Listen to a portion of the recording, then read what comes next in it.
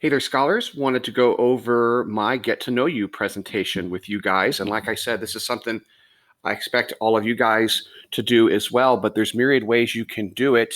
You guys can do a slideshow like mine, which is everything I'll put on one slide, or it could be the information put on multiple different slides. You guys could do a slide and Screencastify, not unlike that which I'm doing right now. You guys could make a video presentation. It's up to you. The only thing I ask that you don't do is that you just write down your answers on a piece of paper or a Google Doc and turn that into me. I definitely want it to be in more of a presentation format. So again, Google presentation, Google Slides, Screencastify, etc. I want you guys to post. Now my picture is kind of dated. This is my son who's in 10th grade now, so it's a while back. I should probably update that, but I want at least one picture of you guys, or at least a picture that represents you or something that's near and dear to your heart. And of course, more pictures, the better.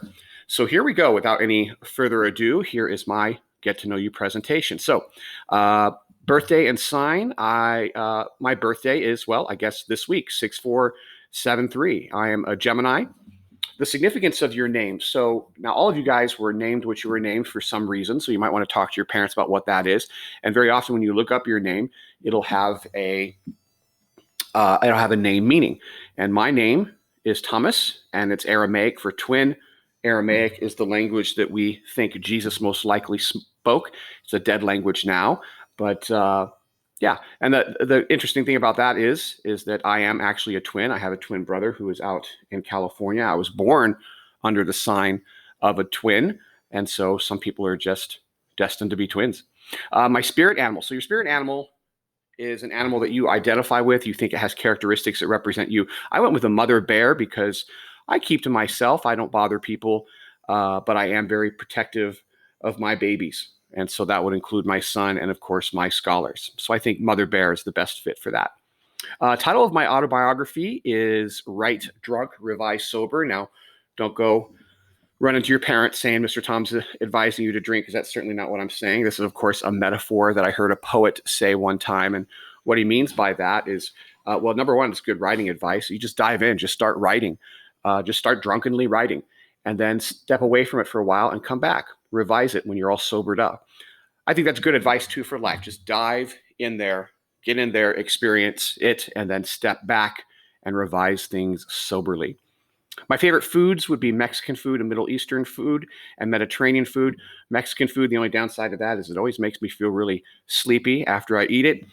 But Middle Eastern and Mediterranean food usually makes me feel pretty refreshed and zesty and ready to go.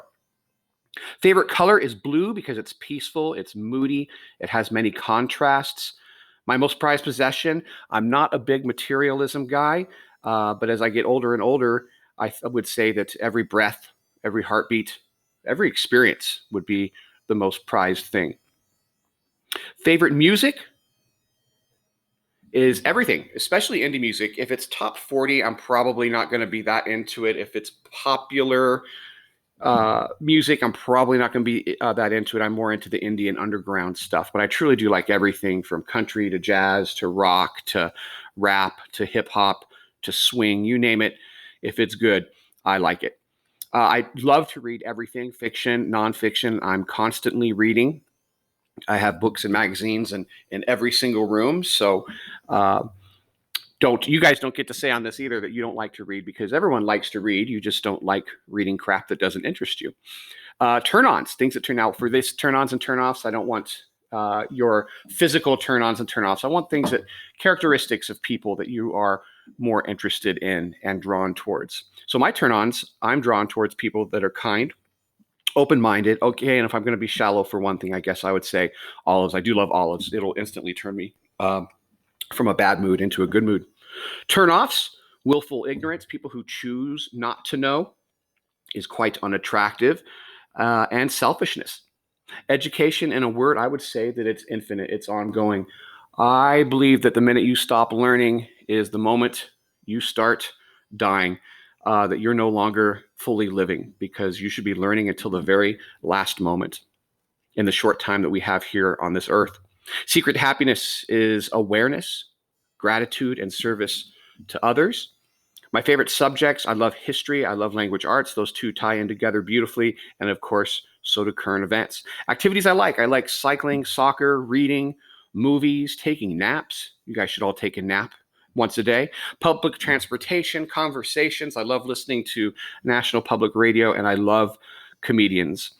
Activities I can't stand, waking up in the middle of the night to pee. More on that later.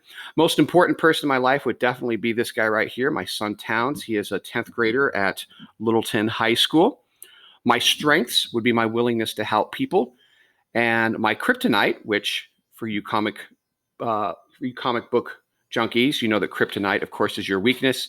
That would also be my willingness to help people. Sometimes people will kick you in the teeth for trying to help them, but better to keep trying to help people and get your teeth kicked in than not to.